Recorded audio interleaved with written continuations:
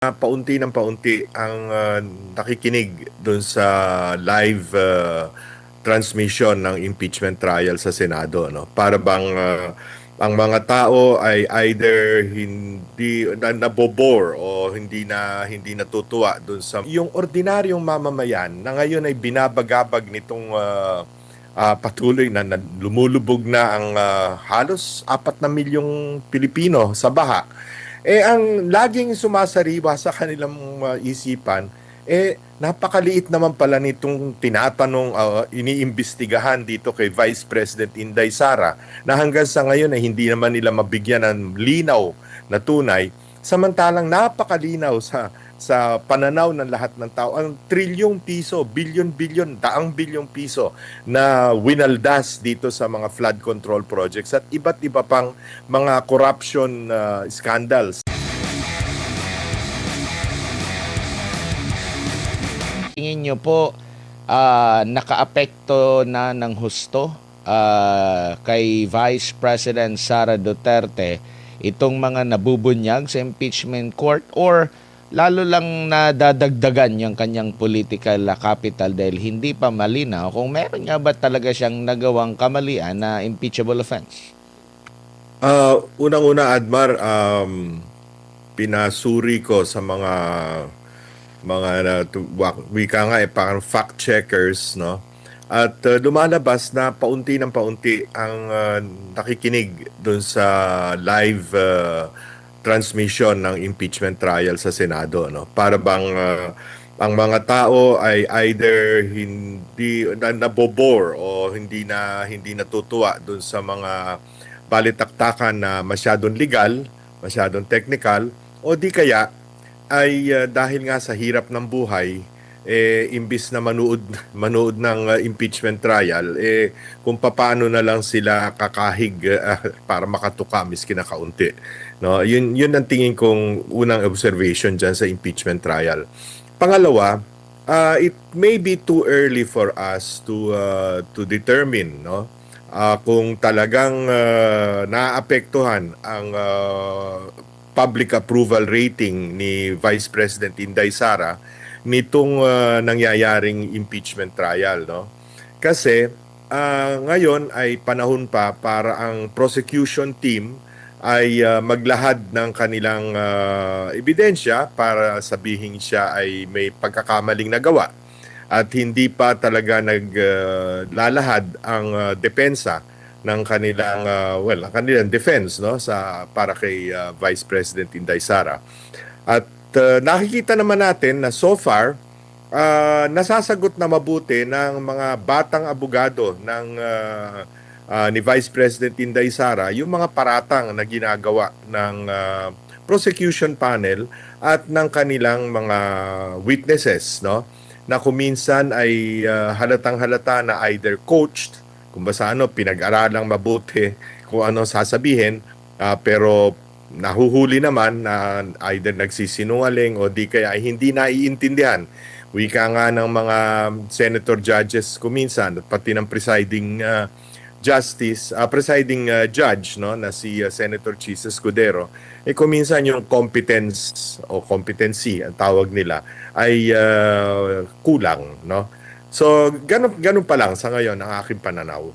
Opo. Sa nakalipas na mga impeachment days, no, trial days, mas naging malinaw ba na pamumulitika lang ang nangyayari? Kasi halimbawa, noong panahon na talagang pinuputakti ng kritisismo ang pangalawang Pangulo dahil daw sa kesyo paggamit ng mga fictitious na mga pangalan, mali daw ang paggastos, hindi raw tama, meron daw ginamit na pondo na pera ng taong bayan.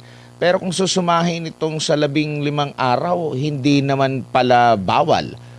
Sabi nga ng taga-COA, silent ang Joint Memorandum Circular. Nabigla nga lahat, hindi naman ganun kalaki yung pinapalaki nila na si Mary Grace Piatos. Yung sinasabing nakatanggap pero parang nasa 70,000 na pesos lang ata ito. Meron namang mga ipinakita na katibayan na merong ginastos pero iba lang ang interpretasyon pala ng COA. Meron silang ibang hinahanap pero nakapagsumite ang opisina ng Pangalawang Pangulo at ang DepEd. Pero sa interpretasyon ng COA, nakukulangan lang sila. So makikita na ba na hinahype lang noon at hanggang ngayon parang merong pilit pero paghihimayin mo, hindi naman pala ganun ka-hype talaga, Ginong Lito. Tama ka dyan, Admar. Ano? In fact, pangatlong beses na ito, kung matatandaan natin, nagkaroon na ng mga napakahabang hearings sa Public Accountability Committee ng House of Representatives noong 2024, pagkatapos nung binaliwala ng Supreme Court yung unang attempt sa impeachment ng 2025, ay nag-umpisa naman ang Justice Committee ng House na yung pa rin kung ano yung mga paratang noon, inulit na naman. Kaya ngayon, pangatlong paratang na, no, lumilitaw na talagang political persecution ito. No? Pangalawa, mismong si Senator Ping Lacson halimbawa, mismong siya ang nagsabi na wala naman pala mga security clearance itong mga examiner, wika nga, ng COA, no?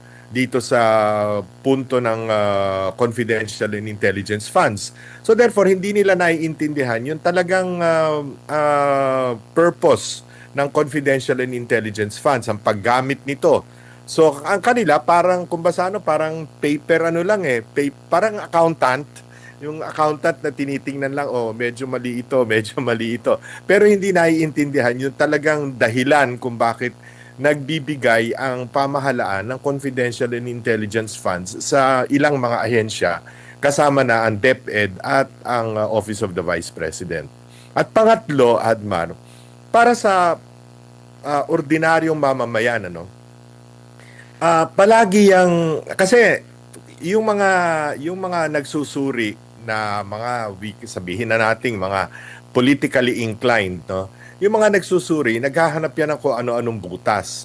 Pero yung ordinaryong mamamayan na ngayon ay binabagabag nitong patuloy na lumulubog na ang halos 4 na milyong Pilipino sa baha, ang laging sumasariwa sa kanilang isipan, napakaliit naman pala nitong tinatanong, iniimbestigahan dito kay Vice President Inday Sara na hanggang sa ngayon ay hindi naman nila mabigyan ng linaw na tunay, samantalang napakalinaw sa pananaw ng lahat ng tao ang trilyong piso, bilyon-bilyon, daang bilyong piso na winaldas dito sa mga flood control projects at iba't iba pang mga corruption scandals dito sa pamahalaan.